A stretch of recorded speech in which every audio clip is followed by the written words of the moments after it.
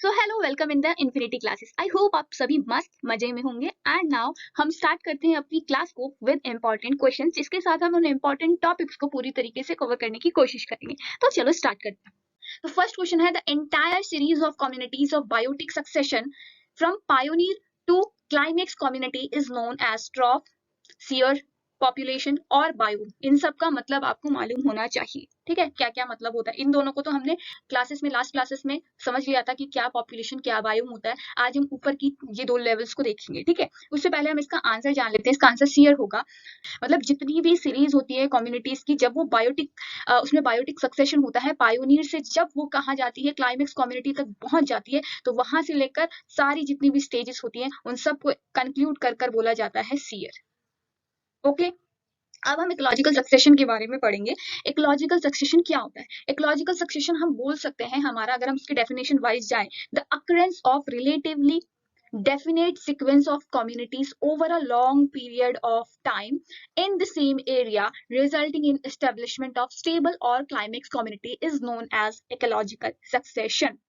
जो natural communities है एक दूसरे को रिप्लेस करते करते क्या करती हैं, सक्सीड होती जाती है, और एक जब इक्विलिब्रियम वाली स्टेज में पहुंच जाती हैं अपने, तो वो क्लाइमेक्स कम्युनिटी बनाती हैं। क्या बनाती हैं? क्लाइमेक्स कम्युनिटी बनाती है। ओके, तो इसी को हम इकोलॉजिकल सक्सेशन बोलते हैं। ठीक है, ये सीरीज ऑफ चेंजेस होता है जो कि हमारी किसी भी इकोलॉजिकल कम्युनिटी में ओवर टाइम होता है। ये एक कभी भी शॉर्ट पीरियड में इकोलॉजिकल सक्सेशन, जब भी सक्सेशन का मतलब हम समझते हैं ना, तो सक्सेशन नाम को सुनते ही हम कभी भी ऐसे नहीं बोल सकते कि ये बहुत शॉर्टर पीरियड ऑफ टाइम पे होगा। नो, ये शॉर्टर पीरियड ऑफ टाइम पर नहीं हो सकता है। हमेशा इकोलॉजिकल सक्सेशन जो होगा, मिनिमम अगर होगा तो सालों साल लगाता है। तो इकोलॉजिकल सक्सेशन कभी भी ओवर टाइम, तो शॉर्ट पीरियड ऑफ टाइम पर नहीं होता है। ठीक है, ये हो गया। अब इसके बारे में मतलब हमने क्या समझा, इकोलॉजिकल सक्सेशन एक ऐसी प्रोसेस है जिसके थ्रू जो आपकी नेचुरल कम्युनिटीज होती हैं वो एक दूसरे को ओवर टाइम रिप्लेस या फिर सक्सीड करती रहती है। उसी को हम इकोलॉजिकल सक्सेशन का नाम देते हैं, ताकि वो क्लाइमेक्स कम्युनिटी तक अपने आप को एक स्टेबल, एक क्लाइमेक्स कम्युनिटी तक पहुंचा पाए। यही इनका एक तरीके से गोल होता है। हर एक जो कम्युनिटी होती है उसका एक तरीके से मान लो कि गोल है कि उसको क्या करना है, अपने आप को स्टेबल करना है। याद है जब हम केमिस्ट्री पढ़ते थे, तो केमिस्ट्री जब पढ़ते हैं तो वहां पर हम देखते हैं कि हर एक जो है होती है एलिमेंट जो होता है, उसको क्या करना होता है, वो अपने आप को स्टेबल स्टेबल बनाना चाहती है। मींस इनर्ट गैस बनाना चाहती है। याद होगा, सबको सबको अपने आप को इनर्ट गैस बनाना चाहती है, क्योंकि वो उनका एक गोल है कि उनको इनर्ट गैस तक बनना है। ठीक है, तो यहाँ पर भी हर एक इकोसिस्टम की, हर एक कम्युनिटी का गोल होता है कि अपने आप को स्टेबलाइज करना है। स्टेबलाइज करने का मतलब कि अब बस क्लाइमेक्स कम्युनिटी उनका टॉप मोस्ट गोल होता है, यहाँ तक पहुंचना है। ठीक है, ये होता है इकोलॉजिकल सक्सेशन। अब उसके हम टाइप्स के बारे में अगर हम देख लेते हैं। ठीक है, वेट,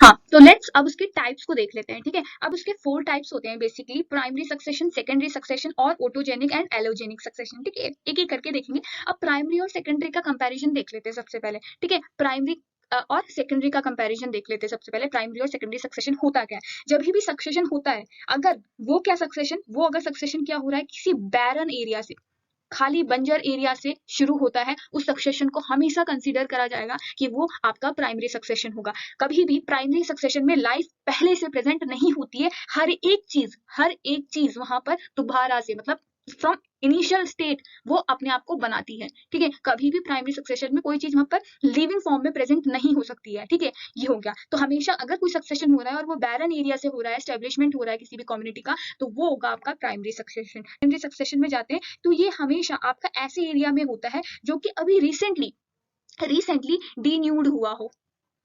ठीक है, यानी डीन्यूडेड हुआ हो रिसेंटली, अभी डिस्टर्ब्ड या डिन्यूड हुआ हो। ठीक है, डिन्यूडेड या फिर डिस्टर्ब्ड हुआ हो अभी रिसेंटली, किसी भी आपके आपके कोई भी बायोलॉजिकल फैक्टर्स की वजह से, या फिर आपके किसी भी आपके ऐसे इन्वायरमेंटल फैक्टर्स की वजह से ये डिन्यूड या डिस्टर्बेंस हुआ हो। ठीक है, अभी से प्राइमरी का एग्जांपल देखते हैं। तो प्राइमरी में कभी भी हमारे पास सॉइल प्रेजेंट नहीं होती है। जहां पर भी सॉइल प्रेजेंट, पहले से अगर थोड़ी भी सॉइल प्रेजेंट होती है तो वो सेकेंडरी सक्सेशन के अंदर हम उसको लेते हैं। अगर हमारे पास सॉइल जो है उस प्रोसेस में फॉर्म हो रही है, तो वो आता है आपका प्राइमरी सक्सेशन। तो इसमें क्या होता है आपका कि सपोज इसमें कैसे, जब हमारे पास कोई फॉर्म नहीं है तो कैसे लाइफ वापस से, कैसे कम्युनिटी बनेगी? तो हमेशा क्या होता है, कोई लावा है। ठीक है, लावा है, लावा कूल डाउन हुआ। जैसे लावा कूल डाउन हुआ तो क्या होने लगा, नई रॉक्स फॉर्मेशन होने लगी।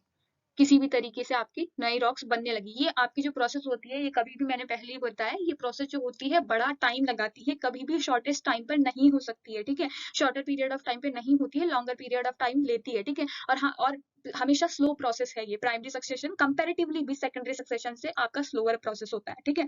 तो न्यू रॉक्स फॉर्म हुआ, न्यू रॉक्स फॉर्म जैसे हुआ तो इसमें क्या होने लगता है, अब पत्थर बनने शुरू हो रहे हैं, तो यहाँ पर अब क्या बनना शुरू हो जाएंगे, आपके लाइकेंस, लाइकेंस बनना शुरू हो जाएंगे। और ये लाइकेंस क्या होंगे, इन पत्थरों में जाकर क्या होने लगेंगे, अटैच होने लगेंगे, ठीक है। अब अटैच होने लगेंगे, अभी मैंने जब लाइकेंस बोला ना, तो लाइकेंस भी आपके पता है, आपको दो टाइप के आपके यहाँ पर जनरली स्टार्टिंग में देखे जाते हैं। एक होता है आपका क्रस्टोस लाइकन और दूसरा होता है आपका फोलियोस लाइकन, ठीक है। एक होता है क्रस्टोस लाइकन, दूसरा होता है फोलियोस लाइकन। सबसे पहले आपका क्रस्टोस फॉर्म होता है, फिर दूसरे नंबर में आपका फोलियोस लाइकन प्रेजेंट होता है, ठीक है। अब इतना डीपली कोई नहीं पूछता, बट इतना ध्यान रखो कि जैसी लावा कूल डाउन हुआ, नई रॉक्स बनी, लाइकन जाकर अटैच होने लगे, क्रस्टोस बना, फिर फोलियोस लाइकन बना, और इन दोनों से एक एसिड सीक्रेट होता है।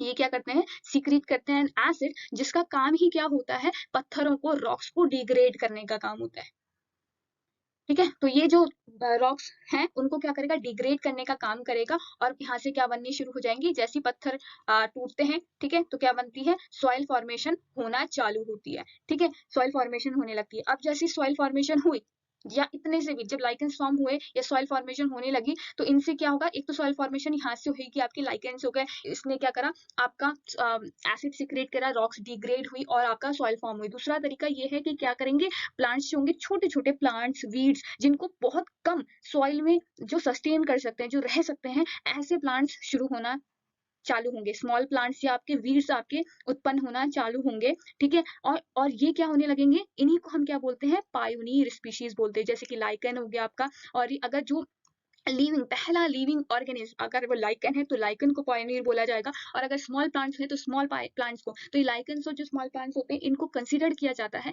कि ये आपके पायोनियर स्पीशीज होती हैं। पायोनियर स्पीशीज का मतलब ही क्या होता है, पायोनियर स्पीशीज का मतलब ही क्या होता है कि फर्स्ट टू कम, ठीक है, जो पहले आया है, फर्स्ट अपीयर हुआ है, उसी को हम पायोनियर बोलते हैं। वैसे भी नॉर्मली इंग्लिश में भी हम इसको पायोनियर बोलते हैं, जो सबसे पहले आता है, ठीक है। तो इसलिए इसका स्पीशीज जो सबसे पहले लिविंग ऑर्गेनिज्म यहाँ पे फॉर्म हुआ, उसको हम यहाँ पर पायोनियर स्पीशीज बोलते हैं, ठीक है। फर्दर ऑन क्या हुआ कि जब ये छोटे छोटे प्लांट्स, पौधे हुए उत्पन्न, बिना, जो कि कम मिट्टी में उग सकते हैं, तो फिर अब इनका जब डिकम्पोजिशन होगा, डिकम्पोजिशन होगा, डिकम्पोजिशन होते ही इनका फिर जैसे होएगा, होते ही नहीं, होने पे कुछ सालों बाद इससे सॉइल बनना भी शुरू हो जाएगी, ठीक है, सॉइल फॉर्मेशन चालू हो जाएगी। और फिर इसके बाद वापस से आपके मोर लार्जर प्लांट्स होने लगेंगे, और वो जो अभी बैरन एरिया था ना, वो अब क्या हो जाएगा, पूरी तरीके से कॉलोनाइज हो जाएगा, क्योंकि अब यहाँ पर बड़ी बड़ी ट्रीज लगना शुरू हो गए हैं, लार्जर प्लांट्स आना शुरू हो गए हैं, तो ये बैरन एरिया वापस से कॉलोनाइज हो जाएगा। तो इसी प्रोसेस को बोलते हैं, जहां से बैरन से, बंजर भूमि से डायरेक्ट आपका एक कॉलोनाइजेशन शुरू हो जाता है स्पीशीज का, वहीं पर हम इसको क्या बोल देते हैं, प्राइमरी सक्सेशन बोल देते हैं, ओके। तो ये हो गया हमारा प्राइमरी सक्सेशन, ठीक है। अभी इसके बारे में और देख लेते हैं, हमारा प्राइमरी सक्सेशन जो है, कि जो ये प्रोसेस होती है, इसमें बहुत सारी सीरल स्टेजेस होती हैं। अब सीरल स्टेजेस क्या होती हैं आपकी, सीरल स्टेजेस को अभी आप लेकर चलो कि ये आपके इंटरमीडिएट स्टेजेस हैं, ठीक है। इंटरमीडिएट स्टेजेस है, सपोज जैसे कि आपके पास ये पायोनियर है, और पायोनियर के बाद आपको बनानी है क्लाइमेक्स कम्युनिटी। पायोनियर सबसे पहली स्टेज होती है, क्लाइमेक्स आपकी सबसे लास्ट होती है किसी भी कम्युनिटी की। तो इसके बीच में जितनी भी स्टेजेस होती हैं, इनको हम ट्रांजिशन या फिर इनको हम सीरल स्टेजेस बोलते हैं, ठीक है। इसको हम सीरियल स्टेजेस या सीरियल कम्युनिटीज बोलते हैं। तो यहाँ इन्हीं को बोल रहा है। तो जैसे कि क्योंकि यहाँ पर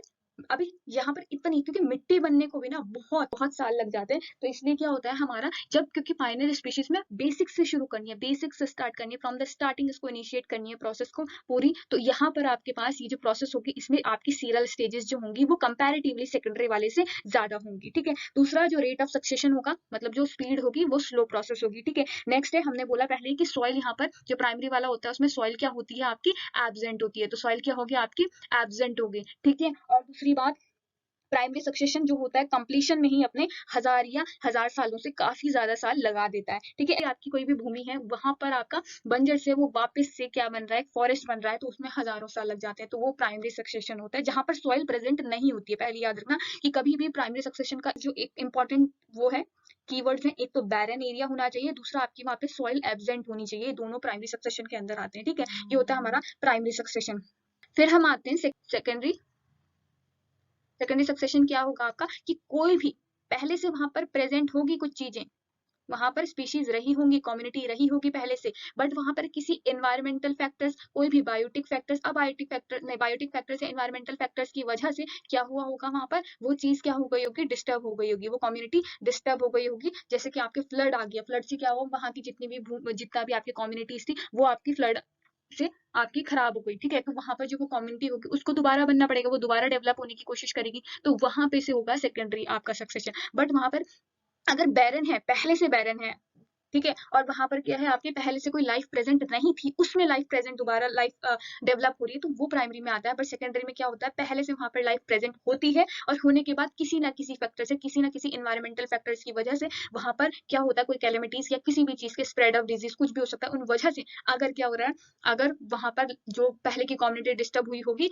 वहां पे उस वजह से डिन्यूड हुई होगी, तो वहां पर जब कम्युनिटी बनती है तो वो सेकेंडरी सक्सेशन के अंतर्गत आता है, ठीक है। अब इसमें क्या होंगे कि जो पायनी सीरियल स्टेजेस होंगी, सीरियल स्टेजेस जो होंगी वो क्या होंगी, आपकी कम होंगी कि ज्यादा होंगी, यहाँ पर जो सीरियल स्टेजेस होंगी सेकेंडरी सक्सेशन में वो कम होंगी। क्यों कम होंगी, क्योंकि भाई यहाँ पर सॉइल बनने का जो टाइम है वो बच गया, क्योंकि जो प्राइमरी जो सेकेंडरी वाले में था, जो प्राइमरी स्टेज में जितना भी सॉइल पहले फॉर्म हो चुकी थी, वो सॉइल है, वहां पर ऑर्गेनिक मैटर के फॉर्म में भी प्रेजेंट है चीजें, उसका जो पहले का थोड़ा बहुत शेष बचा होगा, ऑर्गेनिक मैटर भी तो है वहां पर, भले ही वहां पर लिविंग ऑर्गेनिज्म नहीं है उस कम्युनिटी के, बट वहां पर क्या चीज प्रेजेंट है, वहां पे उन चीजों का ऑर्गेनिक मैटर प्रेजेंट है, तो उससे काफी टाइम बच जाता है, तो सीरियल स्टेजेस भी यहाँ पर क्या हो जाएंगी, कम हो जाएंगी, ठीक है। और रेट ऑफ सक्सेशन इस वजह से भी फास्ट होगा, क्योंकि कुछ प्रोसेस तो यहाँ पे प्राइमरी के कंपेरेटिवली पहले से है ना, तो इसलिए यहाँ पर ये चीजें भी क्या होंगी, जो आपके रेट ऑफ सक्सेशन होगा यहाँ पर सेकेंडरी में वो फास्ट होगा। दूसरी बात जो हमने पहले से बोल रहे हैं कि सेकेंडरी में हमेशा सॉइल क्या होगी, प्रेजेंट होगी, ठीक है, सॉइल क्या होगी आपकी, प्रेजेंट होगी, यहाँ पर भी सेकेंडरी सक्सेशन शुरू होता है, ठीक है। और ये आपका कंपैरेटिवली आपका टाइम भी क्या लगाता है, लेस लगाता है, लेस टाइम लगाता है सेकेंडरी सक्सेशन को कंप्लीट होने में,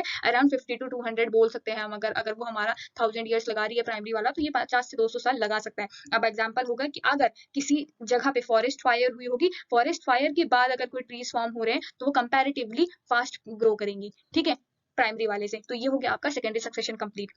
ऑटोजेनिक सक्सेशन का मतलब भी क्या होता है, ऑटो मतलब क्या होता है, खुद से ही, बाय इट्स ओन, है ना। तो ऑटोजेनिक में भी कुछ इसी तरीके से होगा, अपना सक्सेशन ये खुद करेंगे, ठीक है। अब कैसे करेंगे, तो जैसे क्या होगा, सक्सेशन स्टार्ट हो जाएगा, जब सक्सेशन स्टार्ट हो जाता है तो क्या होता है, कम्युनिटी क्या करने लगती है, अपने खुद के एनवायरनमेंट को मॉडिफाई करने लगती है, क्या करने लगती है, अपने एनवायरनमेंट को अपने अकॉर्डिंगली क्या करने लगती है, मॉडिफाई करने लगती है। तो इसकी वजह से खुद ही खुद को क्या करती है, इस वजह से, इन फैक्टर्स की वजह से, जब एनवायरनमेंट इनकी वजह से अपने आप मॉडिफाई होने लगता है, तो ये स्पीशीज खुद खुद क्या होने लगती है, रिप्लेसमेंट होने लगती है, एक से दूसरे रिप्लेस होती रहती है इस प्रोसेस में। तो ये होती है ऑटोजेनिक सक्सेशन, मतलब यहाँ पर जो है ऑटोजेनिक मतलब कम्युनिटी खुद से अपने एनवायरनमेंट को चेंज कर कर अपना रिप्लेसमेंट खुद से कर रही है। अपना रिप्लेसमेंट हो सकता है कम्युनिटी में, या फिर दूसरी स्पीशीज को का रिप्लेसमेंट हो सकता है, ये होती है आपकी ऑटोजेनिक सक्सेशन, ठीक है। तो एलोजेनिक सक्सेशन का मतलब क्या होता है कि यहाँ पर भी आपका रिप्लेसमेंट होगा, बट खुद से नहीं होगा। ये ऑटोजेनिक और एलोजेनिक बहुत इंपॉर्टेंट है एक तरीके से। ऑटोजेनिक में खुद से होता है, एलोजेनिक में भी रिप्लेसमेंट होता है, पर जो सक्सेशन होता है, जो रिप्लेसमेंट होता है, वो किसी और फोर्स की वजह से होता है, खुद की वजह से नहीं होता। कोई और इस फोर्स के लिए, कोई और इस प्रोसेस के लिए रिस्पॉन्सिबल होता है, not by the vegetation itself. इसमें वेजिटेशन रिस्पॉन्सिबल नहीं होती है इस प्रोसेस में, ठीक है। इसमें कोई एक्सटर्नल इन्वायरमेंटल इन्फ्लुएंसेस की वजह से हो सकता है, या कोई भी अदर रीजन हो सकते हैं, बट वेजिटेशन खुद से अपने आप को रिप्लेसमेंट नहीं करती है, अपनी कम्युनिटी को रिप्लेस नहीं करती है, उसी को हम एलोजेनिक सक्सेशन बोलते हैं, ठीक है। अब आते हैं हम नेक्स्ट। अगर हमारी इसमें 3 कम्युनिटीज आती है सक्सेशन के अंदर, pioneer community, transitional serial community और क्लाइमेक्स कम्युनिटी। तो अब सपोज हमारा क्या है, ये पायोनियर स्पीशीज है, ठीक है। अभी बताते हैं, ये आपका मान ली मान लीजिए क्लाइमेक्स है, ठीक है। तो अभी मैंने बताया था आपको कि ये वाली जो बीच में होती है, ये जो आपकी पहली, और ये होगी आपकी फाइनल बोल सकते हो आप, या फिर आपकी लास्ट बोल सकते हो, ठीक है। तो क्या होगा आपका कि जब भी आपकी पहली लिविंग स्पीशीज बनना कम्युनिटी में शुरू होगी, तो उसको हम बोलते हैं पायोनियर कम्युनिटी, ठीक है। उसको क्या बोलते हैं, पायोनियर कम्युनिटी, क्योंकि हमने पहले ही बोला पायोनियर का मतलब क्या होता है, फर्स्ट टू अपीयर, ठीक है। ये होता है फर्स्ट टू अपीयर, उसको हम पायोनियर बोलेंगे, जो कि प्रोसेस में सबसे पहले फॉर्म होगा। और बीच वाली जितना इसकी स्टेजेस होंगी, ये होंगी आपकी इंटरमिटेंट, या फिर ट्रांजिशनल, या फिर आपकी सीरियल कम्युनिटी, ठीक है। और ये क्लाइमेक्स जो होती है, क्लाइमेक्स कम्युनिटी कब, ये फाइनल और लास्ट, मतलब इसके बाद अब नहीं, इसके बाद अब ये दोबारा डिग्रेड होगी, दोबारा अब इसके बाद अब इसमें या तो क्या होना है, लास्ट में अब इसने दोबारा से उसकी प्रोसेस साइकिल क्योंकि चलनी है, साइकिल कभी भी रुकती नहीं है, जो चीज हमारे एटमोस्फेयर में आती है, एनवायरमेंट में आती है, उसने नष्ट होना उसका जाहिर है। ठीक है, तो ये अब आगे जाकर ये इतना ही, ये इसकी फाइनल स्टेज होती है, हर एक स्पीशीज को यहाँ तक पहुंचना होता है। इसके बाद अगर ये, इसके बाद इसने कहीं नहीं जाना, इसके बाद जो प्रोसेस होती है वो फर्दर आपकी दोबारा साइक्लिक हो जाती है एक तरीके से, वहां पर दोबारा से अब चीजें खराब होंगी और दोबारा से कम्युनिटी बनना स्टार्ट होंगी। ठीक है, उस प्रोसेस पे अभी देखते नहीं है। ठीक है, तो अभी हमारे पास क्या है कि हमने देख लिया कि जो सबसे पहली स्पीशीज, लिविंग स्पीशीज फॉर्म होंगे उसको पायोनियर बोला जाता है। वहां से पायोनियर से लेकर कम्युनिटी, क्लाइमेक्स कम्युनिटी तक पहुंचते पहुंचते जितने आपके स्टेजेस लगती हैं वो सब आती हैं आपकी सीरियल कम्युनिटी के अंदर। और अगर हम बात करते हैं कि जब हम पायोनियर से लेकर इन सीरियल कम्युनिटी को भी इंक्लूड कर कर क्लाइमेक्स तक पहुंच जाते हैं, इन सब को कंक्लूड कर कर अगर हम बोलें तो इसी को हम बोलते हैं सीयर या शेयर, जो भी आप पढ़ना चाहो। तो यही क्वेश्चन था ना कि जब हम पायोनियर से, from pioneer to climax community पहुंचते हैं तो उस पूरी एंटायर सीरीज को क्या बोला जाता है, तो उस पूरी एंटायर सीरीज को क्या बोला जाता है, सीयर बोला जाता है। पहली वाली को पायोनियर, लास्ट वाली को, फाइनल वाली को क्लाइमेक्स, और बीच में जितनी स्टेजेस होती है उनको या तो ट्रांजिशनल बोलते हैं या फिर आपके क्या बोलते हैं, सीरियल कम्युनिटी बोलते हैं। ठीक है, ये हो गया यहाँ पर आपके कितने टाइप्स की कम्युनिटी थी। अब हम आते हैं कि जैसे हमने सीयर बोले कि ये सीयर्स होते हैं, पर अब अलग अलग ये पूछ सकते हैं आपके। अब हाइड्रोसीयर, जेरो हाइड्रोसीयर तो सभी को मालूम होगा कि अगर क्या है, एक्वेटिक प्लांट में, एक्वेटिक हैबिटेट में आपका सक्सेशन होता है तो उसको हम हाइड्रोसीयर बोलते हैं। जेरोसीयर किसको बोलते हैं, जब आपका ड्राई हैबिटेट है, ठीक है, डिजर्ट एरिया, वहां पर जहां पर पानी की मॉइस्चर की कमी है, ऐसे एरिया पे सक्सेशन होता है, उसको जेरोसीयर बोलते हैं। लिथोसीयर किसको बोलते हैं, जब बेयर रॉक सर्फेसिस पे आपने देखा होगा लाइकेंस फॉर्म होते हैं, जो भी चीजें पत्थरों के ऊपर सक्सेशन स्टार्ट होता है तो उसको क्या बोलते हैं, आपका लिथोसीयर। सैमोसीयर किसको बोलते हैं, सैमोसीयर क्या होता है, आपकी सैंडी एरियाज में, रेतीले एरियाज में जब सक्सेशन शुरू होता है उसको सैमोसीयर बोला जाता है। हेलोसीयर किसको बोला जाता है, जब सेलाइन सॉइल और वाटर में आपका सक्सेशन, सेलाइन वाटर या सेलाइन सॉइल में आपका चीजें स्टार्ट होती है, सक्सेशन स्टार्ट होता है तो उसको हेलोसीयर। सिनाइल क्या होता है आपका, माइक्रो ऑर्गेनिज्म, जब सक्सेशन होता है माइक्रो ऑर्गेनिज्म का डेड मैटर में, उसको सिनाइल बोलते हैं। और एक आता है ईओसेयर, ईओसेयर किसको बोलते हैं, जब वेजिटेशन का किसी भी एरा में डेवलपमेंट होता है तो उसको ईओसेयर बोला जाता है। ठीक है, तो ये हो गया आपके टाइप्स ऑफ शेयर। ये आप बहुत इंपॉर्टेंट है, कोई सा भी एक आपका पूछा जा सकता है, एक या दो, या फिर आपको आपके मैचिंग में ये पूछे जा सकते हैं। ठीक है, तो ये मोस्ट इंपॉर्टेंट है आपका। नेक्स्ट आते हैं आपकी कितनी स्टेजेस होती हैं इकोलॉजिकल सक्सेशन में, अगर हम देखें। ठीक है, तो इकोलॉजिकल सक्सेशन में कितनी स्टेजेस होती हैं, तो ये जो क्लेमेंट्स थे 1916 में, इन्होंने डिस्कस किया था ये प्रोसेस ऑफ इकोलॉजिकल सक्सेशन का। ठीक है, अब क्या होगा कि हमने देखा कि जो पायोनियर स्पीशीज थी, तो कोई भी सक्सेशन को शुरू होने के लिए हमने देखा था कि क्या, या तो अगर हम पायोनियर, जो हम प्राइमरी सक्सेशन की बात कर रहे थे, तो वहां पर बैरन लैंड पहले से प्रेजेंट था, है ना। और अगर हम सेकेंडरी में देख रहे थे तो वहां पर बैरन बनाना पड़ रहा था, तो वो किसी डिस्टर्बेंस या इन्वायरमेंटल फैक्टर्स की वजह से, कैलेमिटी या फिर स्प्रेड ऑफ डिजीज, किसी भी फैक्टर्स की वजह से वहां पर क्या हो रहा था, एक लैंड खाली हो रहा था प्रोसेस को होने के लिए। क्योंकि भाई प्रोसेस को होने के लिए, कोई चीज कम्युनिटी को डेवलप करने के लिए वो लैंड चाहिए, एक खाली डेवलपमेंट ऑफ बेयर एरिया चाहिए, न्यूडेशन होना चाहिए, बिना वहां पे लाइफ फॉर्म प्रेजेंट नहीं होनी चाहिए, तभी तो हम न्यू लाइफ फॉर्म को वहां बना पाएंगे। तो सबसे पहली प्रोसेस होती है न्यूडेशन, जहां पर हम क्या करते हैं, जहां पर प्रकृति क्या करती है, बेयर एरिया का डेवलपमेंट करती है, न्यूडेशन की प्रोसेस कर, उसी को न्यूडेशन बोला जाता है। जहां पर कोई भी लाइफ फॉर्म प्रेजेंट नहीं होती, वो अलग अलग फैक्टर से हो सकती है। अगर आपका पायोनियर, सॉरी, अगर आपका प्राइमरी सक्सेशन होगा तो वहां पर पहले से लाइफ फॉर्म प्रेजेंट नहीं होगी, ग्लेशियर ग्लेशियल फॉर्म्स की वजह से, या फिर आपके लावा के कूल डाउन होने की वजह से वहां पे प्रोसेस चालू होंगी। ठीक है, बट अगर आपका क्या है, सेकेंडरी सक्सेशन हो रहा है, तो वहां पर क्या होगा, आपके जो प्रोसेस है वो प्रीवियस, आपका क्या होंगी, प्रीवियस कम्युनिटी को डिस्टर्ब करके प्रेजेंट होंगी। ठीक है, तो वो डिस्टर्ब कैसे होंगी, कुछ सेवरल फैक्टर्स, जैसे कि आपका वॉल्केनिक इरप्शन, लैंडस्लाइड्स, फ्लड्स, ये अलग अलग फैक्टर्स है जिनकी वजह से, जैसे कोई आपके फॉरेस्ट में कोई डिजीज स्प्रेड हो गई, सारे स्पीशीज मर गई, तो वहां पर जो वापस से डेवलपमेंट हो जाएगा एरिया का। तो ये होती है आपकी पहली प्रोसेस, न्यूडेशन। ठीक है, जिसमें आपका बेयर एरिया होना जरूरी होता है। फिर नेक्स्ट आता है आपका इन्वेजन। इन्वेजन में क्या होगा, अब यहाँ पर इन्वेजन हमें मालूम है, इन्वेजन का मतलब किसी चीज की एंट्री होना, राइट। तो किसी चीज की एंट्री होना, तो यहाँ पर हमको दिखने लगेगा कि अपीयरेंस दिखने लगेगी, छोटे छोटे रिप्रोडक्टिव बॉडीज या प्रोपेग्यूल्स हमारे को यहाँ पर नजर आने लगेंगे डिफरेंट फॉर्म्स में। ठीक है, डिफरेंट स्पीशीज के आपके रिप्रोडक्टिव बॉडीज या प्रोपेग्यूल्स आपको मिलने लगेंगे, और वो आपकी इस न्यू एरिया में, जो ये न्यू एरिया यहाँ पे फॉर्म हुआ था फर्स्ट प्रोसेस में, न्यूडेशन की प्रोसेस में, तो उस प्रोसेस से ये क्या करने लगेंगे, यहाँ पर न्यू न्यू एरिया में क्या होने लगेंगे, सेटलमेंट होने लगेंगे। ठीक है, हमने क्या बोला कि आपको क्या होंगे यहाँ पे रिप्रोडक्टिव बॉडीज नजर आने लगेंगी। पहले वाली प्रोसेस में आपका एक बैरन एरिया खाली होता है, मतलब बैरन एरिया नहीं, एक पूरा कम्युनिटी का एरिया था, वो क्या होता है बैरन एरिया में कन्वर्ट होता है किसी भी फैक्टर की वजह से। पहले पेड़ पौधे लगे हुए थे, अब वो खाली होकर एक बंजर भूमि वापस बनेगी और उस भूमि पे वो न्यू एरिया जो फॉर्म हुआ वहां पर अब आपको सेकंड इन्वेजन की प्रोसेस में क्या दिखने लगेंगे, रिप्रोडक्टिव बॉडीज या प्रोपोग्यूल्स दिखने लगेंगे उस बैरन लैंड में। और वो क्या हो सकता है आपके किसी भी वजह से हो सकता है, जैसे पॉलिनेशन होता है आपका एयर वाटर या अलग अलग मीडियम से, वैसे यहाँ पर धीरे धीरे पॉलिनेशन होना शुरू हो जाएगा और यहाँ पर एयर वाटर फैक्टर हो सकते हैं उस बॉडीज, रिप्रोडक्टिव बॉडीज को यहाँ तक पहुंचाने के लिए। ठीक है, तो ये हो गया। अब दूसरा होता है इस इन्वेजन के अंदर ना हमको 2-3 प्रोसेस दिखने को मिलती है। एक होता है माइग्रेशन, दूसरा होता है इसेसिस, ठीक है, और नेक्स्ट होता है आपका एग्रीगेशन।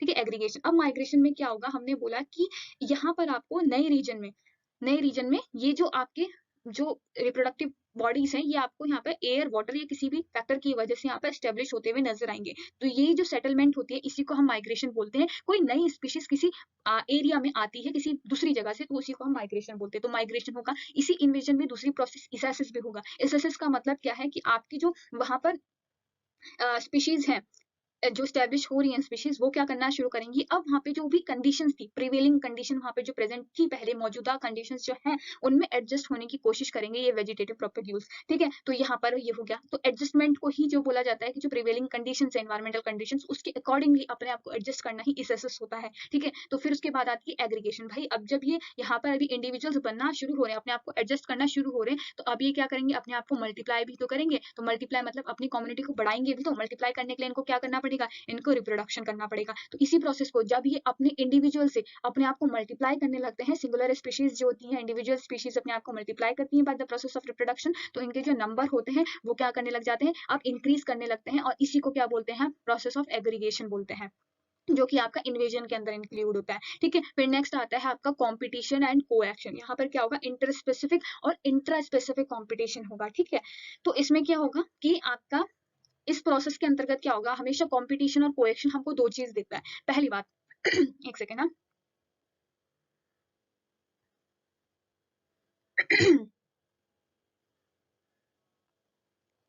हाँ, तो हमेशा हमको जो कंपटीशन और कोएक्शन होता है हमेशा दो चीज देगा, इस प्रोसेस से हमें दो चीज मिलेगी। एक तो होगा हमेशा श्योरली एलिमिनेशन होगा किसी भी स्पीशीज का, किसी भी कम्युनिटी की स्पीशीज का, क्योंकि जो अनफिट होंगे, वो लॉ याद है ना, सर्वाइवल ऑफ फिटेस्ट लॉ।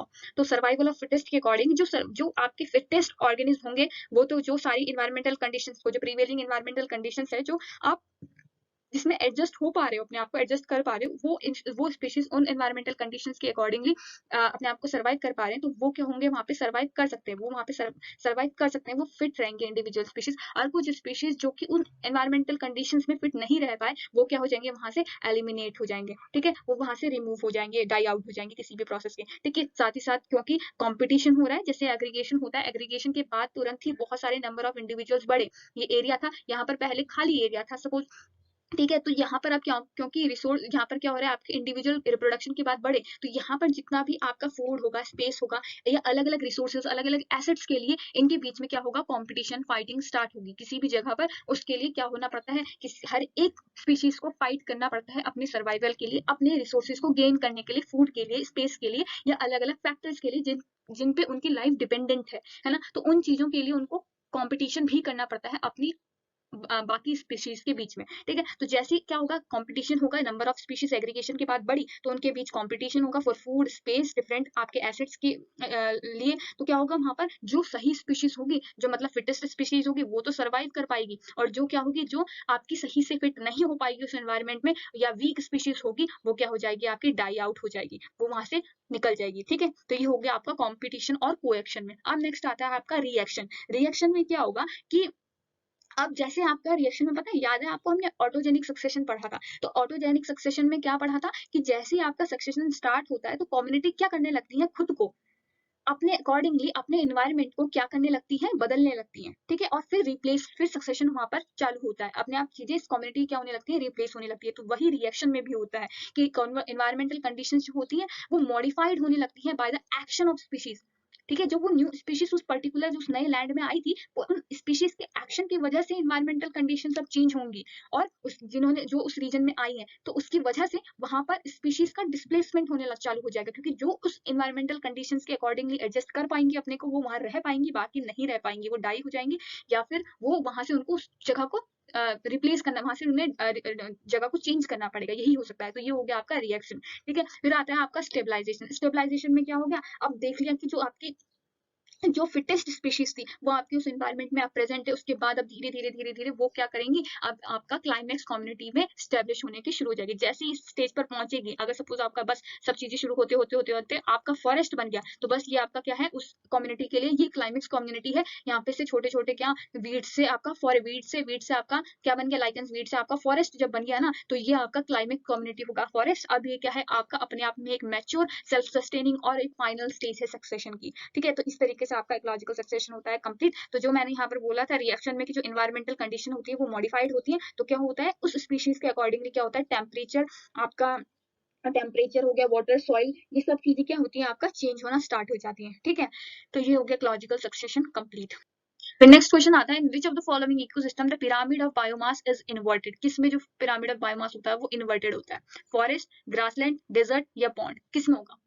तो आंसर होगा पॉन्ड इकोसिस्टम। इसमें अगर एक्वेटिक लिखा होता तो वो भी इसका आंसर होता। ठीक है, मतलब अगर एक्वेटिक लिखा होता इसकी जगह तो वो इसका आंसर होता, और अगर पॉन्ड लिखा है स्पेसिफिकली तो ये इसका आंसर होगा। ठीक है, अब पिरामिड ऑफ बायोमास देख लेते हैं। अब हमने देखा कि अगर हम देखें इकोलॉजिकल पिरामिड हमने पढ़ा होंगे टॉपिक क्लास 12 वगैरह में, तो इनको ट्रॉफिक पिरामिड आपका, या फिर अलग अलग नाम से फूड पिरामिड के नाम से जाना जाता है। इसको इसको एल्टोनियन पिरामिड भी बोला जाता है। इसका जो दूसरा नाम है वो एल्टोनियन पिरामिड भी होता है, क्योंकि इसको चार्ल्स एल्टन ने दिया था 1927 में। ठीक है, 1927 में चार्ल्स एल्टन ने दिया था, तो इनकी वजह से इसका नाम क्या है, पिरामिड ऑफ आपका इकोलॉजिकल पिरामिड भी होता है, या एल्टोनियन पिरामिड भी हम इकोलॉजिकल पिरामिड को बोलते हैं। ठीक है, अब इसमें हम देखें पिरामिड ऑफ बायोमास। तो पिरामिड ऑफ बायोमास जब हम देखते हैं तो इसमें क्या होता है, हमें पता है कि जो भी इकोलॉजिकल पिरामिड है वो किसी भी चीज का एक ग्राफिकल रिप्रेजेंटेशन होता है कि कितना, अगर ये बायोमास के बारे में बात कर रहे हैं तो बायोमास में क्या होगा, वो रिप्रेजेंटेशन होगा आपका टोटल किसी भी चीज का ग्राफिकल रिप्रेजेंटेशन होगा, किसमें, जिसमें वो आपका टोटल लिविंग बायोमास को बताएगा, क्योंकि ये बायोमास का पिरामिड है तो ये टोटल लिविंग बायोमास बताएगा, आपका ऑर्गेनिक मैटर बताएगा, जो कि आपके अलग अलग ट्रॉफिक लेवल में किसी भी इकोसिस्टम में प्रेजेंट होंगे, तो उसकी रिप्रेजेंटेशन को ही हम पिरामिड ऑफ बायोमास बोलते हैं। अब जो ये बायोमास है इसमें कौन सा मास हम इसमें कंक्लूड करते हैं, हमेशा याद रखना हम इसमें ड्राई वेट लेते हैं। ठीक है, हमेशा याद रखना कि ड्राई वेट लिया जाता है इन ग्राम्स, कैलोरीज या फिर इन आर यूनिट एरिया। ठीक है, ग्राम्स, कैलोरीज या यूनिट एरिया में ही ड्राई वेट लिया जाता है किसी भी सैंपल का, उसी को हम उसका बायोमास बोलते हैं, उससे पिरामिड ऑफ बायोमास निकाला जाता है। ठीक है, अब जो पिरामिड ऑफ बायोमास है आपका दो तरीके से होता है। पिरामिड ऑफ बायोमास जो है आपका दो है, एक हो सकता है आपका अपराइट, मतलब सीधा ट्राइंगल जैसा होता है। ठीक है, दूसरा हो सकता है आपका इन्वर्टेड। ठीक है, दूसरा हो सकता है इन्वर्टेड। अगर हम देखें इसका एग्जांपल लें, अगर हम ग्रासलैंड इकोसिस्टम, ग्रासलैंड इकोसिस्टम बोल सकते हैं या फॉरेस्ट इकोसिस्टम बोल सकते हैं, वहां दोनों पर आपका जो आपका पिरामिड ऑफ बायोमास होगा वो आपका सीधा होगा। अभी जो पहली वाली स्टेज है आपका, इसमें क्या आ गया, ठीक है, हमेशा जो बेस होगा किसी भी पिरामिड में, वो बेस जो होता है आपका उसमें प्रेजेंट होते हैं आपके प्रोड्यूसर्स।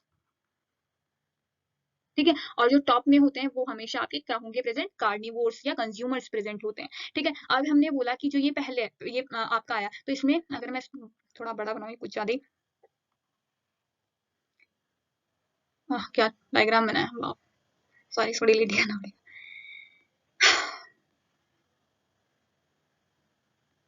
हम्म,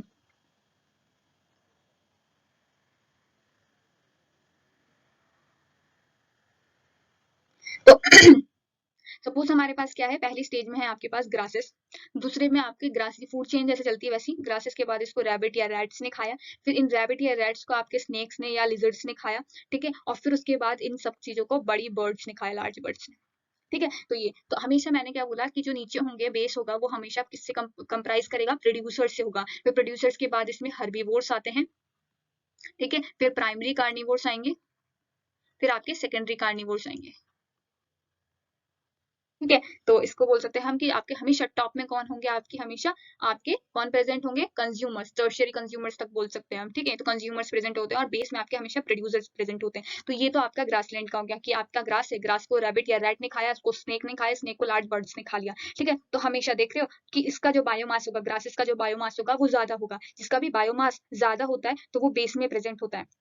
तो इसका बायोमास क्या है, आपका ज्यादा है।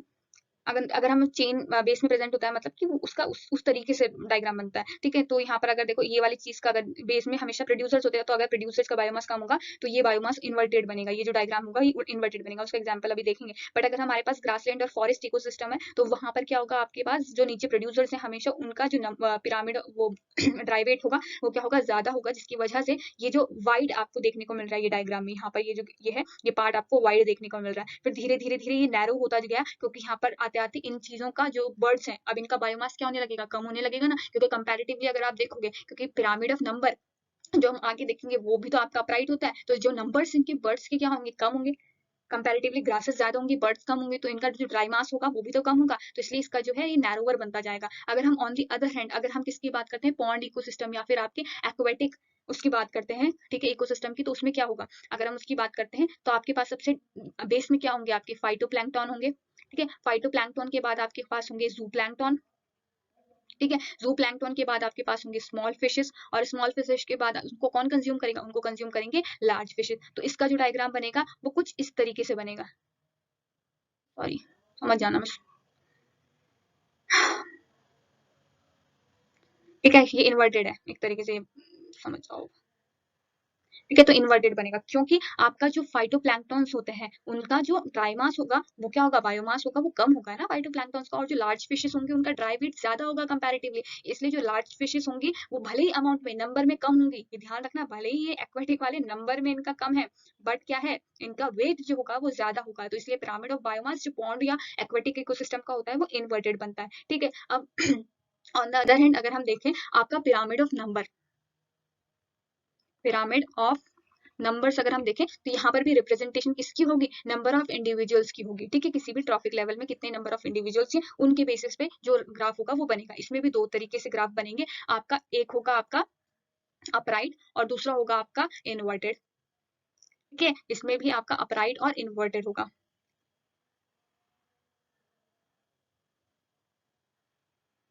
ठीक है, अभी हम इसमें वापस से अगर हम देखें, जैसे कि आपका पॉन्ड हो गया या फिर ग्रासलैंड हो गया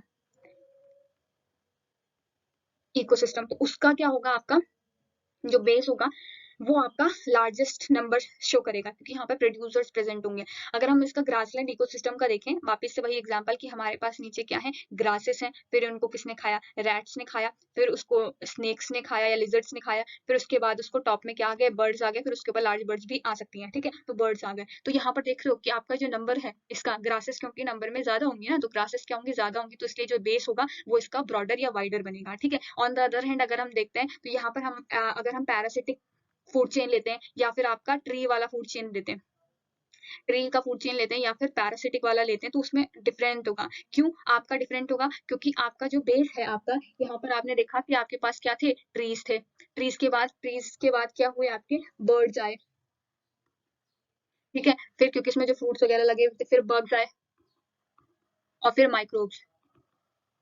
ठीक है, ये ट्री या पैरासिटिक वाले बन सकती है ये चेन, इसमें आपका आपका inverted food, inverted ecological pyramid बनेगा इसका, आपका पिरामिड ऑफ नंबर का। तो इसमें आप देख रहे हो जो ट्रीज होंगे वो क्या होंगे, आपके नंबर वाइज कम होंगे, फिर उसमें जो बर्ड्स होंगी वो ज्यादा, फिर बग्स और माइक्रोब्स जो होगा उसका नंबर तो बहुत ज्यादा होता है, तो इसलिए माइक्रोब्स का जो होगा आपका वो क्या हो जाएगा, आपका आपका वाइडर बनेगा। तो इसलिए अब वाइडर जो वाइडर बनेगा वो वाइडर होने की वजह से ये जो वाइडर ऊपर की तरफ आएगा, और इसमें ये जो आपका फूड ये बना आपका वो कैसा बना, इन्वर्टेड बना। ठीक है, नेक्स्ट आते हैं हम आपका पिरामिड ऑफ एनर्जी में।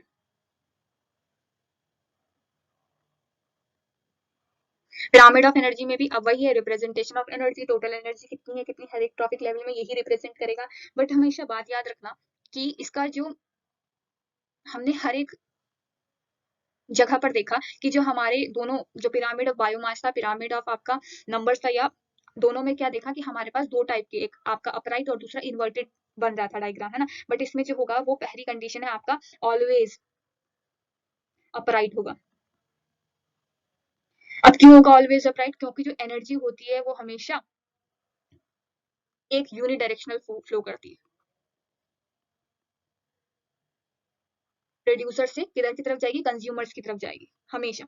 और हमें मालूम है कि प्रोड्यूसर्स जो होंगे हमेशा बेस में प्रेजेंट होते हैं, तो उस वजह से फ्रॉम बॉटम टू टॉप हमेशा एनर्जी जाएगी, अगर हम ग्राफिकल रिप्रेजेंटेशन की बात करते हैं। ठीक है, तो ये हो गया। तो हमेशा ये क्वेश्चन भी आता है कि किस में, कौन से पिरामिड में आपका आपका कौन से इकोलॉजिकल पिरामिड में जो ग्राफ होता है वो हमेशा अपराइट होता है। तो हमेशा पिरामिड ऑफ एनर्जी का जो रिप्रेजेंटेशन होता है वो ऑलवेज अपराइट होता है, क्योंकि एनर्जी जो होती है हमेशा यूनिडायरेक्शनल फ्लो करती है। ठीक है, अब एग्जांपल आप कुछ भी ले सकते हो, ग्रासलैंड ले सकते हो, कुछ भी ले सकते हो, तो वो हो सकता है। अब जैसे कि सपोज मैंने ग्रासलैंड का एग्जांपल लिया, इसमें दूसरी बात ये भी होती है कि जो बेस होगा, बेस में हमेशा सबसे ज्यादा एनर्जी होगी। ठीक है, बेस में सबसे ज्यादा एनर्जी होगी। अब सपोज करो कि यहाँ पर जो सबसे बेस में है आपके ग्रासेस, ग्रासलैंड इकोसिस्टम में लिया हमने, तो प्रोड्यूसर्स ग्रासेस प्रेजेंट है, तो इन्होंने क्या किया होगा? सूरज से, सन से क्या किया होगा? अपना एनर्जी ऑब्टेन की होगी, एक्वायर करी होगी फ्रॉम द सन, और उसको फिक्स करी होगी by the help of photosynthesis. तो जितना भी एनर्जी इन्होंने लिया, सपोज इन्होंने कितना लिया? 100% एनर्जी इन्होंने ले ली। क्योंकि हम इसको क्या समझाने की कोशिश करें, आपने सुना होगा एक लिंडमैन्स का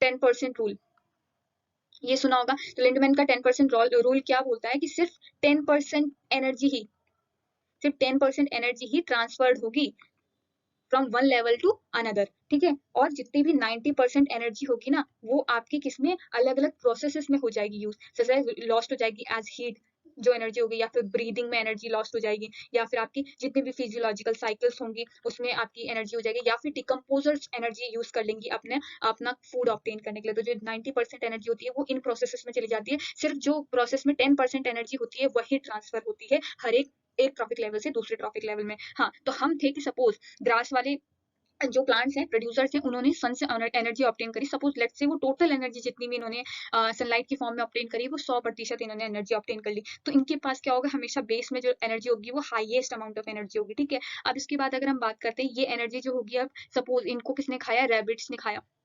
ठीक है, कंज्यूमर्स ने खाया, तो इनके पास जो एनर्जी पहुंचेगी वो इसका इसका 10% पहुंचेगी। तो 100 का 10% कितना होगा? खाली 10%। तो इनके पास जो एनर्जी पहुंचेगी वो 10% पहुंचेगी। इसके बाद इनको कंज्यूम किया, अगर स्नेक्स ने कंज्यूम किया, लिजर्ड्स ने कंज्यूम किया, तो आपका इनके पास कितनी एनर्जी पहुंचेगी? आपका खाली 10% का ही, 10% का 10% का ही 10%, तो कितनी बचेगी? 1% एनर्जी बचेगी। और इनके पास जो लास्ट में टॉप में होंगे बर्ड्स या कोई भी स्पीशीज या मैन जो भी है, तो इनके पास जो एनर्जी पहुंचेगी वो 0.1% पहुंचेगी। इस तरीके से आपके trophic level to another trophic level energy जो होती है वो डिक्रीज करती जाती है, और सिर्फ 10% एनर्जी जो होती है वो एक लेवल से दूसरी लेवल पे पहुंचती है। इसका 10%, 100 का 10% गया तो खाली 10% बचा, इसमें 10% इसने एनर्जी एक्वायर करी, और इसका 10% जाएगा तो खाली 1% बचा। इसके पास अब 1% एनर्जी है, तो इसका 10% जाएगा, बाकी 90% अलग अदर प्रोसेस में लग जाएगा। तो ऊपर वाले ट्रॉपिक में जो सबसे टॉप में एनर्जी पहुंचती है वो खाली बहुत कम पहुंचती है, 0.1% एनर्जी पहुंची। ठीक है, आगे समझ? तो ये हो गया आपका पिरामिड ऑफ एनर्जी कंप्लीट।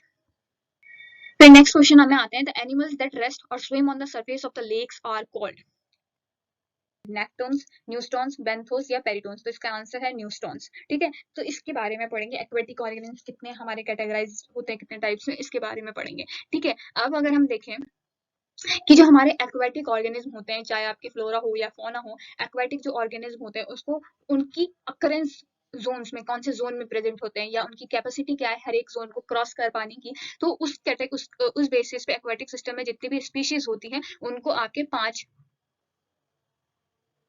उसमें डिवाइड किया जाता है। ठीक है, न्यूस्टॉन्स होता है पहला, दूसरा होता है आपका पेरिफाइटन, नेक्स्ट होता है आपका प्लैंक्टन्स, फिर होता है आपका नेक्टन्स, और लास्ट में होते हैं आपके बेंथोस। ठीक है, तो अभी इस बेसिस पे तो सबसे पहले पहले टाइप में आते हैं हम न्यूस्टॉन्स में।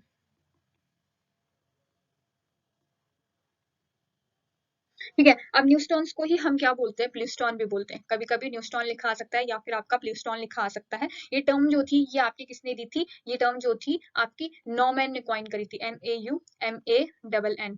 नॉमैन ने कॉइन की थी आपकी 1917 पे। ठीक है, ताकि ये जो भी फ्रेश वाटर इकोसिस्टम की सरफेस लेयर में जितने भी ऑर्गेनिज्म पाए जाते हैं उनको उनको डिस्क्राइब करने के लिए उनको उनको एक नाम दिया इन्होंने, नॉमैन ने, न्यूस्टॉन की। जो भी आपके सरफेस लेयर पे पाए जाते हैं उनको नाम दिया नॉमैन ने आपका न्यूस्टॉन। ठीक है, अब प्लिस्टॉन या आपके न्यूस्टॉन होते क्या है? ये आपके ऐसे ग्रुप ऑफ ऑर्गेनिज्म होते हैं जो कि आपके कहाँ रहते हैं, आपके सरफेस में रहते हैं। ओशन है, ओशन के सरफेस में रहने वाले ऑर्गेनिज्म को बोला जाता है न्यूस्टॉन्स। ठीक है, अब ये जो न्यूस्टॉन्स होते हैं ये स्विम कर सकते हैं, स्विम भी कर सकते हैं, या तो रेस्टिंग, या तो रेस्ट फेज में रहेंगे, या फिर ये स्विम कर रहे होंगे, दो तरीके से प्रेजेंट होंगे। ठीक है, अब इसमें या तो ये आपके टॉप ऑफ द इस ओशन के टॉप में प्रेजेंट हो सकते हैं, या फिर इसके अंडर साइड प्रेजेंट हो सकते हैं न्यूस्टॉन्स। ठीक है, अगर न्यूस्टॉन जो है आपका ऊपर प्रेजेंट है, लेयर के टॉप में प्रेजेंट है, तो उस न्यूस्टॉन को बोला जाएगा आपका एपी न्यूस्टॉन। अगर आपका न्यूस्टॉन जो है आपका अंडर साइड प्रेजेंट है सरफेस के, तो उसको बोला जाएगा हाइपो न्यूस्टॉन। ठीक है, ये तो हो गए इसके टाइप्स। अब ये साथ साथ आपका माइक्रो लेयर में भी प्रेजेंट होता है, सरफेस के माइक्रो लेयर में भी प्रेजेंट होता है ठीक है, और साथ साथ इंपॉर्टेंट क्यों है ये, क्योंकि इंपॉर्टेंट इसलिए है क्योंकि ये एक फूड सोर्स का काम करता है, आपके फूड चेन में एक फूड सोर्स का काम करता है। किन के लिए फूड सोर्स बनाइए, अपने आप को किसका फूड सोर्स बनाता है, ये बनाता है फूड सोर्स फॉर जूप्लैंक्टन। ठीक है, जूप्लैंक्टन या सी बर्ड्स के लिए। सी बर्ड्स क्या होते हैं आपके उसके सरफेस के ऊपर प्रेजेंट होते हैं, और जो जूप्लैंक्टन्स होते हैं ये क्या करते हैं आपके डीपर सरफेस से आपकी सरफेस लेयर पे प्रेजेंट होते हैं। ये आते हैं जूप्लैंक्टन, इनको फीड करने के लिए नीचे से ऊपर आते हैं फीड करने के लिए, तो जू प्लैंक्टन का खाना बनती है, फूड सोर्स बनते हैं ये न्यूस्टॉन्स। ठीक है, इसके एग्जाम्पल्स अगर हम देखें तो एग्जाम्पल्स क्या क्या एग्जाम्पल्स आ जाएंगे इसके, एक हो गया आपका स्नेल्स हो गया ना, कहाँ लिखूं, स्नेल्स हो गया, वर्म्स हो गए, वर्लिग बीटल्स होते हैं, इंसेक्ट लार्वा हो गया एक, वर्ली गिग बीटल्स हो गया। ठीक है, इंसेक्ट लार्वा हो गया, एग्जाम्पल आपका लोटस भी हो सकता है इसमें, वो भी इसके अंदर आता है, लोटस भी आपका न्यूस्टॉन के अंदर आएगा। ठीक है, हाइड्रास हो गए, फ्लोटिंग फ्लोटिंग प्लांट्स हो गए, तो फ्लोटिंग प्लांट्स में आपका लोटस हो गया ये एग्जाम्पल। ठीक है, तो ये न्यूस्टॉन से प्लिस्टॉन के अंदर आता है। अब नेक्स्ट आपका आता है टाइप पेरीफाइटन। अब पेरीफाइटन क्या होते हैं, पेरीफाइटन को जर्मन में, जर्मन टर्म के अकॉर्डिंग ये भी बोला जाता है of wash, sorry of whoosh, you है ये। ठीक है, ऑफ वुश भी कहा जाता है जर्मन टर्म के अकॉर्डिंग। इसका मतलब होता है, ऑफ वुश का मतलब होता है सरफेस आउटग्रोथ। ठीक है, सरफेस आउटग्रोथ या फिर आपका ओवर ग्रोथ। तो ये क्या होता है, पेरीफाइटन क्या है आपका, पेरीफाइटन को अगर हम समझे तो ये आपका क्या है, एक ऐसा कॉम्प्लेक्स मिक्सचर है, कॉम्प्लेक्स मिक्सचर है जिसके अंदर आपके बहुत सारे ऑर्गेनिज्म आते हैं, जैसे कि आपका हो गया एल्गी, है ना, एल्गी हो गया, साइनोबैक्टीरिया हो गया, साइनोबैक्टीरिया हो गया, हेट्रोट्रॉफिक माइक्रो ऑर्गेनिज्म हो गए आपका डेट्रीटस हो गया।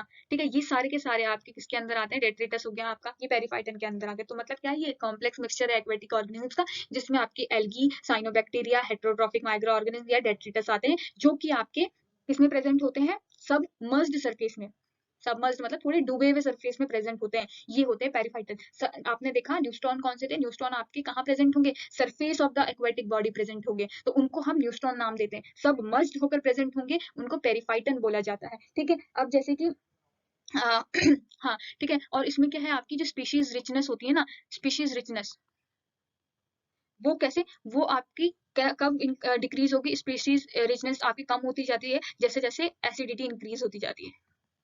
जो आपका एक्वेटिक बॉडी है वहां पर अगर एसिडिटी इंक्रीज हो रही है तो स्पीशीज रिचनेस क्या होती है, वो आपकी डिक्रीज होती जाती है। ठीक है, ये अडेप्टेड होते हैं कि ये हार्ड सर्फेसिस में भी, adapted to live on hard surfaces, तो ये हार्ड सर्फेसिस के ऊपर भी पेरीफाइटन आपके हो सकते हैं। आपका इसका एग्जांपल अगर दूं तो सपोज जैसे कि आप देखते हैं ना कि अगर आप क्या किसी भी रिवर बॉडी या किसी भी लेक्स या कहीं गए तो आपने देखा कि वहाँ के जो पत्थर होते हैं, जो हार्ड सर्फेस रॉक सर्फेस होता है, उनके ऊपर एक फिल्म जम जाती है, एल्गल फिल्म जम जाती है ना, तो ये भी इसी का पेरीफाइटन के अंदर का ही एग्जाम्पल है, ये जो एल्गल फिल्म, क्योंकि इनका काम है पेरीफाइटन का कि ये क्या है, हार्ड सर्फेसिस के ऊपर भी अपने आप को ग्रो कर सकते हैं, ये इनकी कैरेक्टरिस्टिक है। ठीक है, तो ये आपका एल्गल जो यहाँ पर बनता है वो इसके एग्जाम्पल हो सकता है, जैसे यूट्रोफिकेशन होता है, एक्सेस ग्रोथ हो जाती है ना, तो न्यूट्रिएंट ग्रोथ हो जाती है, तो वो भी आपका पेरीफाइटन का ही एग्जांपल हो गया। ठीक है, ये अब किसका फूड सोर्स बनता है, ये इंपॉर्टेंट क्यों है फूड चेन में, क्योंकि ये आपका फूड सोर्स बनता है किसका, ये बनता है इनवर्टिब्रेट्स का फूड सोर्स। लिखा है पता नहीं, इनवर्टिब्रेट्स या टैडपोल्स। ठीक है, और कुछ फिशेस का भी ये क्या बनता है, फूड बनता है। ठीक है, तो ये इसलिए पेरीफाइटन यूज है। अब इसका एक और, इसका पेरीफाइटन इसलिए भी बहुत ज्यादा इंपॉर्टेंट है, ये क्या करता है, इसका काम है कि ये एब्जॉर्ब करता है कॉन्टामिनेंट्स को,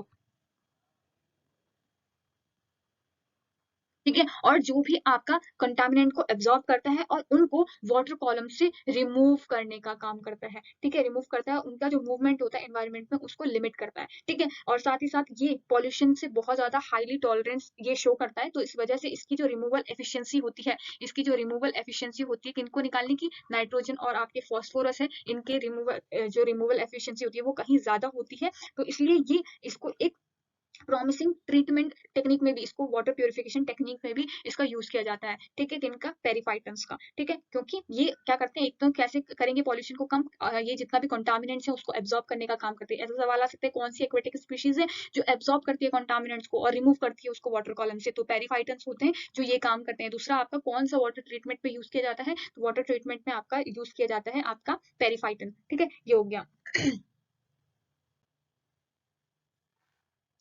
अब नेक्स्ट आते हैं हम प्लैंकटन में। क्या लिख रही हूँ।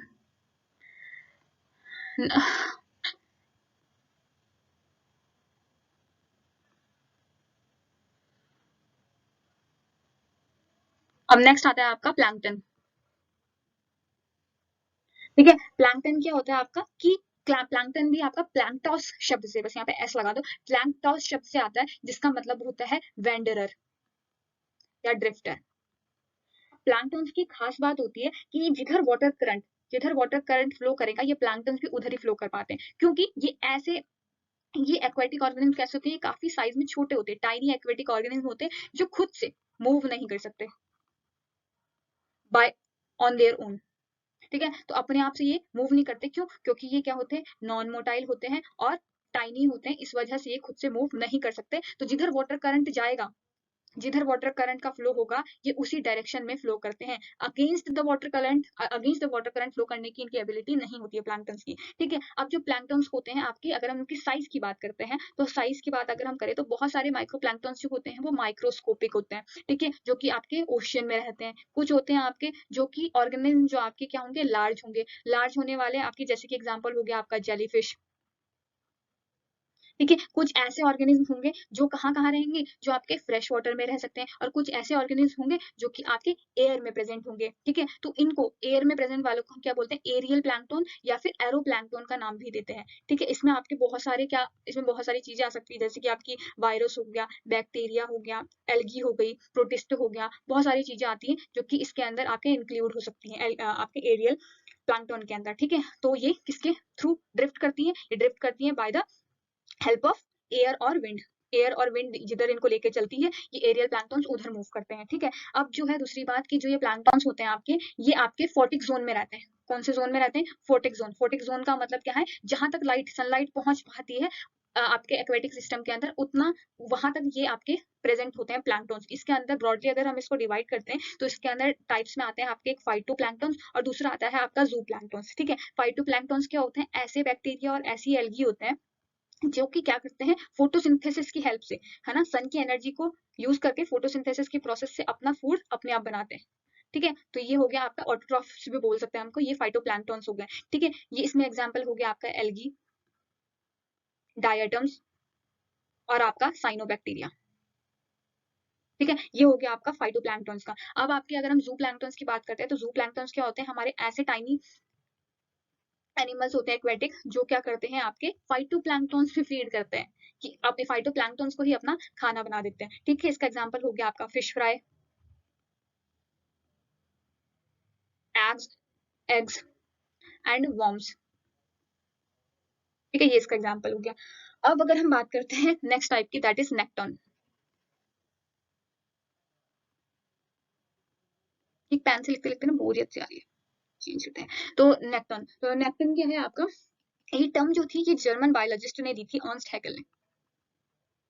वाओ, अर्नस्ट हैकेल ने दी थी। ये सबसे पहले ये टर्म को किस लिए ये डिस्टिंग्विश करना चाह रहे थे, एक्टिव स्विमर्स और पैसिव स्विमर्स के बीच में। अब एक्टिव स्विमर्स किसको बोल रहे हैं, एक्टिव स्विमर्स तो हम नेक्टन को ही बोल रहे हैं, और पैसिव स्विमर्स हम किसको बोल रहे हैं, जो अभी हमने देखा प्लैंक्टन, ये प्लैंक्टन्स की बात कर रहे हैं, जो क्या है आपका खुद से नहीं आपका क्या कर पाते, इसको सपोर्ट चाहिए होता है, चाहे विंड हो गया अगर उसमें प्रेजेंट है एरियल प्लैंक्टन से, और अगर एक्वेटिक में है तो ये किसके, जिधर वाटर करंट फ्लो करेगा ओशन करंट फ्लो करेगा उधर की तरफ ये मूव करते हैं, अपने आप से ये against the water current flow नहीं कर सकते, तो वो आपके हो गए पैसिव स्विमर्स। तो पैसिव स्विमर्स कौन से होते हैं आपके प्लैंक्टन्स, एक्टिव स्विमर्स कौन से होते हैं आपके नेक्टन्स। ठीक है, अब इनकी कैरेक्टरिस्टिक तो मैंने आपको बता दी कि नेक्टन क्या होते हैं आपके एक्टिव स्विमर्स कहा जाता है इनको। ठीक है, नेक्स्ट क्वेश्चन आता है the most toxic form of Hg that is mercury in water is. ठीक है, 2Hg positive, Hg2 positive, H3C dash Hg positive या Hg0 है ये। ठीक है, तो Hg0, तो कौन सा जो है फॉर्म जो होता है वो टॉक्सिक होता है, मोस्ट टॉक्सिक होता है वाटर में। तो इसका एग्जांपल होगा H3C Hg positive that is methyl mercury. ठीक है, अभी अगर हम देखते हैं तो जो आपका ये है आपका मिथाइल मरकरी, इसको हम आपने ऐसे भी देखा होगा CH3Hg, ये मिथाइल मरकरी है। ठीक है, मिथाइल मरकरी है। ठीक है, ये आपको मोस्ट टॉक्सिक फॉर्म होता है आपका वाटर में मरकरी का। ठीक है, अब इससे पहले अगर हम इसके बारे में देखें, Hg के बारे में देखें, तो Hg का निकनेम होता है, निकनेम होता है क्विक सिल्वर, क्विक सिल्वर के नाम से भी जाना जाता है। और इसके जो मरकरी के टॉक्सिक इफेक्ट होते हैं ना, वो डिपेंड किस में करते हैं, इसकी केमिकल फॉर्म पे डिपेंड करते हैं। साथ ही साथ इसका रूट ऑफ एक्सपोजर किस तरीके का है, किस तरीके से फूड चेन में एंटर हुआ है ना, तो उस बात पे डिपेंड करती है इसकी टॉक्सिसिटी लेवल मरकरी की। दो फैक्टर्स में कि केमिकल फॉर्म कौन सा है, दूसरा रूट ऑफ एक्सपोजर कैसा है। ठीक है, और most toxic of mercury in water तो आपने देख लिया, मिथाइल मरकरी। ठीक है, अभी अगर हम इसकी बात करें कि ये मरकरी आता कैसे, नेचुरली अकरिंग एलिमेंट होता है ये मरकरी जो है आपका, वो आपका नेचुरली अकरिंग एलिमेंट है। आपका कहाँ कहाँ मौजूद होता है, आपका एयर में प्रेजेंट है नेचुरली, सॉइल में प्रेजेंट है नेचुरली, और आपका वाटर में प्रेजेंट है नेचुरली। ठीक है, इस तरीके से। अब अगर हम इसके सोर्स में बात करते हैं किस तरीके से इन्वायरमेंट में एंटर करता है, तो अलग अलग तरीके से ये इन्वायरमेंट में एंटर करेगा। ठीक है, एनवायरमेंट में अलग अलग तरीके से एंटर करेगा। अब जैसे कि अगर हम बात करें पहले ये नेचुरल फॉर्म से अलग अलग तरीके, जैसे कि आपका एयर में कैसा है, एयर में आपका वोल्केनोस के थ्रू आ सकता है ना, रॉक वेदरिंग होगा, रॉक वेदरिंग की वजह से आ सकता है, फॉरेस्ट फायर्स हुई वहां से आ सकता है, या फिर सॉइल है वहां से भी आपका कहाँ एनवायरमेंट में पहुंच सकता है। दूसरा कहाँ से एमिट हो सकता है एयर में, अगर मैन मेड तरीका देखें तो फॉसिल फ्यूल बर्निंग हो गई, फॉसिल फ्यूल बर्निंग हो गई, आपका म्यूनिसिपल और मेडिकल मेडिकल वेस्ट हो गया, म्यूनिसिपल वेस्ट हो गया, वहां से भी आपका मिथाइल जो होता है, सॉरी मिथाइल मरकरी आपका जनरेट होता है, एनवायरमेंट में पहुंचता है। और तीसरा तरीका एनवायरमेंट में पहुंचने का क्या है कि वापस से रीइंट्रोड्यूस्ड हो रहा है एनवायरमेंट में थ्रू नेचुरल प्रोसेस, जैसे कि आपका इवेपोरेशन, ओशन का इवेपोरेशन हुआ, ओशन वाटर का, तो उसके इवेपोरेशन की वजह से वापस से एनवायरमेंट में आ गया। तो इन वजह से ये आपके एनवायरमेंट में इन तरीके से ये पहुंच सकता है। अब जैसे ही एक बार ही जो है आपका ये एटमोस्फेयर में पहुंच गया मिथाइल, मिथाइल आ रहा बार बार, जो आपका मरकरी है एक बारी आपका एटमोस्फेयर में पहुंच गया, तो ये आपका अर्थ सरफेस में डिपॉजिट होने से पहले आपका काफी आपका जहां से जनरेट हुआ होगा ना, उससे 100 of miles ज्यादा ट्रेवल कर सकता है विंड के साथ बिफोर यहाँ पर बीइंग डिपॉजिटेड। ठीक है, यहाँ पर डिपॉजिट होने से पहले ना ये आपका विंड के थ्रू आपका 100 of miles तक ट्रेवल करने की कैपेबिलिटी रखता है। और एक बार जब ये डिपॉजिट हो जाता है, once deposited in the ground, जैसे डिपॉजिट हो जाता है किसी भी फैक्टर्स की वजह से, तो ये क्या होता है, अभी जो मरकरी आपका मिट्टी में आ गया है, मरकरी आपका सॉइल में आ गया, आपका एटमोस्फेयर में प्रेजेंट हो गया, तो ये क्या होगा आपका रेन, रेन या फिर स्नो मेल्ट, स्नो मेल्ट होगी, और उसकी वजह से उसका जो रन ऑफ होगा उसकी वजह से कहाँ पहुंच जाएंगे ये आप सरफेस वाटर में पहुंच जाएंगे, सरफेस वाटर में। और सरफेस वाटर में ही ये मिथाइल सॉरी ये मरकरी से किस फॉर्म में कन्वर्ट होते हैं, मिथाइल मरकरी में फॉर्म होते हैं। कैसे होता है, आप देखो मिथाइल मरकरी में कैसे फॉर्म होगा। मिथाइल मरकरी में फॉर्म होने के लिए क्या होता है कि कहाँ से फॉर्म होता है, Hg से। अब जैसे हमने बोला कि सरफेस वाटर में ये प्रेजेंट होगा, तो यहाँ पर ना ओशंस में या कहीं पर भी रिवर में क्या होता है आपका, कुछ ऐसे बैक्टीरिया होते हैं, एक तरीके से आप इनको क्या बोल सकते हैं, एनारोबिक बैक्टीरिया, जिनको ऑक्सीजन की नीड नहीं होती है, तो वो बैक्टीरिया एक्शन करते हैं इस पे मरकरी पे एक्शन करते हैं, और इसकी वजह से जो भी क्या करते हैं एक्शन करते हैं, और ये कन्वर्ट कर देते हैं इसको मिथाइल मरकरी में। मतलब इसके लिए एरोबिक बैक्टीरिया नहीं, इसमें एक स्पेशल काइंड ऑफ बैक्टीरिया जिनको हम एनारोबिक बोल सकते हैं, ये बैक्टीरिया क्या करते हैं आपके एक्वेटिक सिस्टम्स में या सॉइल्स में प्रेजेंट होते हैं, और ये एक्वेटिक आपके जो ये सरफेस वाटर में आपका जब पहुंचता है मरकरी, तो वहां पे एक्शन करते हैं, बैक्टीरिया काम करते हैं, और इसको किसमें कन्वर्ट कर देते हैं, मिथाइल मरकरी में कन्वर्ट कर देते हैं। ठीक है, अब इसी टॉपिक से रिलेटेड एक डिजीज भी सुनी होगी आपने, मीनामाटा डिजीज, सुनिए, बहुत फेमस डिजीज है। पूछा जाता है मीना माटा डिजीज किससे होती है, तो मीना माटा डिजीज किससे होती है, इसके एक्सपोजर से होती है जी, ठीक है, मिथाइल मरकरी के एक्सपोजर से होती है। मिथाइल मरकरी के एक्सपोजर मतलब इसका जब इनटेक हो जाता है तो इसकी वजह से होती है, ठीक है। मीना माटा डिजीज जो होती है इसका आपका एग्जाम्पल, ये कहाँ का एक फेमस इंसिडेंट है, ये जापान का इंसिडेंट है, ठीक है। सुना होगा कि मोस्ट फेमस केस है मिथाइल मरकरी फूड पॉइजनिंग का, जहां पर देखा होगा कि आपने जब केस स्टडी पढ़ी होगी तो लार्ज क्वांटिटीज में फिश और शेलफिश कंज्यूम कर दिया था यहाँ के लोगों ने, शेलफिश और आपका कंज्यूम कर लिया था, शेलफिश हो गया आपका और आपका फिशेस हो गया था, जो कि आपका कहाँ पर थी फिशेस, मीनामाटा बे में और उसके आसपास के सराउंडिंग के जो भी रिवर सिस्टम थे वहां पर ये जितनी भी फिश थी वो कंज्यूम कर लिया, और इसकी वजह से वो उस जगह पर क्या था, बहुत ज्यादा मिथाइल मरकरी प्रेजेंट था, तो वो फूड चेन में भी इंक्लूड हुआ। उस वजह से क्या ये आपका वहां के लोगों को बहुत ज्यादा डिजीज कॉज हुआ। और इसका जो अगर हम फैक्टर बोलें कि क्या क्या क्या करता है ये आपके इफेक्ट क्या, अगर हम इसकी बात करते हैं क्या क्या चीजों को अफेक्ट करता है आपका मिथाइल मरकरी, तो मिथाइल मरकरी अफेक्ट कर सकता है सबसे पहले आपका सेंट्रल नर्वस सिस्टम अफेक्ट करता है, जिसकी वजह से जो आपका कोऑर्डिनेशन होता है, आपका सेंस होते हैं, टच करने के, हियर करने के, टेस्ट करने के, साइट करने के, वो सारे आप लूज कर सकते हैं, ठीक है, डैमेज हो जाते हैं। दूसरा बात आपका जेनेटिक और एंजाइम सिस्टम्स में फर्क पड़ता है, इम्यून सिस्टम में फर्क पड़ता है, ठीक है, मिथाइल मरकरी की वजह से। और जो मेजरली इसके जो सबसे ज्यादा हार्म होता है, किसको होता है, डैमेज होता है, वो होता है आपके अनबॉर्न बेबीज को या फिर आपके एम्ब्रायोस को, ठीक है, जो कि आपके 5 से 10 टाइम ज्यादा सेंसिटिव होते हैं एडल्ट, ठीक है, एडल्ट से ज्यादा सेंसिटिव होते हैं। अगर हम बात करें कि अगर किसी ने ये मिथाइल मरकरी को इंजेस्ट कर लिया, अगर ये इंजेस्ट हो गया तो ये क्या करता है, बहुत तेजी से ब्लड स्ट्रीम में क्या होता है आपका पहुंच जाता है, बहुत रेडिली पहुंचता है, और उसके बाद ये उतना ही, जितना तेजी से जाता है ना, उतना ही स्लोली ये एक्सक्रीट आउट होता है,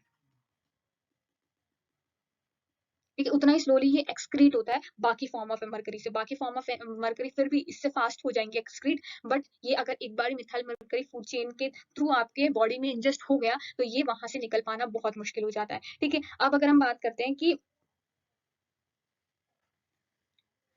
करते हैं अगर हम एलिमेंटल मरकरी की, जो आपका दूसरा Hg है उसकी बात करें हम Hg की, तो ये हमारे को कहाँ पे मिथाइल मरकरी, सॉरी, मरकरी कहाँ प्रेजेंट होता है, जो एलिमेंटल मरकरी होता है, आपने देखा होगा थर्मोमीटर्स के अंदर मरकरी प्रेजेंट होता है ना। तो अगर वो ब्रोकन थर्मोमीटर है, ब्रोकन थर्मोमीटर से भी आपका मरकरी रिलीज होता है, तो इसकी वजह से क्या क्या कॉज हो सकता है, इसका ज्यादा आपको इतना ज्यादा टॉक्सिक होता नहीं है, बट फिर भी अगर लॉन्ग एक्सपोजर रहा लंबे टाइम तक का तो इससे ट्रेमर्स होने के चांसेस होते हैं, जिंजेवाइटिस होने के कुछ चांसेस होते हैं, और एक्साइटेबिलिटी होती है, ठीक है। दूसरा बात, अगर इसके वेपर्स को किसी ने इनहेल कर लिया लंबे टाइम तक के लिए, ठीक है, अब ये आपका कंपैरेटिवली आपका मिथाइल मरकरी से लेस टॉक्सिक होता है, ठीक है, लेस टॉक्सिक होता है, बट फिर भी अगर आपका ये इंजेस्ट हो गया, इन एनी केस अगर किसी ने इंजेस्ट कर लिया इसको, तो ये एब्जॉर्ब तो हो जाता है बॉडी में, और एब्जॉर्ब कैसे होता है, पर रिलेटिवली स्लोली एब्जॉर्ब करती है इसको बॉडी, रिलेटिवली स्लोली करती है। अगर हम देखें तो हमने मिथाइल मरकरी को देखा था कि बहुत रेडिली वो क्या कर रही है, आपकी एब्जॉर्ब हो रही है, और उतना ही धीरे वो क्या हो रही है,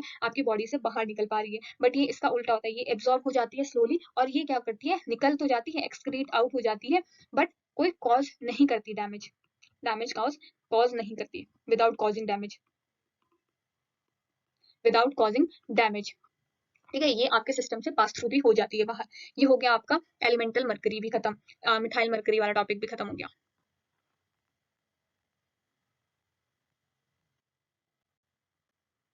तो अब आ जाते हैं बूस्टर डोज में, दैट इज द होमवर्क, ठीक है। तो अभी क्वेश्चन है that dash is the complete complex of attached aquatic biota on submerged substrate, periphyton, neuston, plankton, NOTA, that is none of the above. तो comment down your answers, and अगर class अच्छी लगी हो तो please like, share and comment. Like रह गया, bye bye.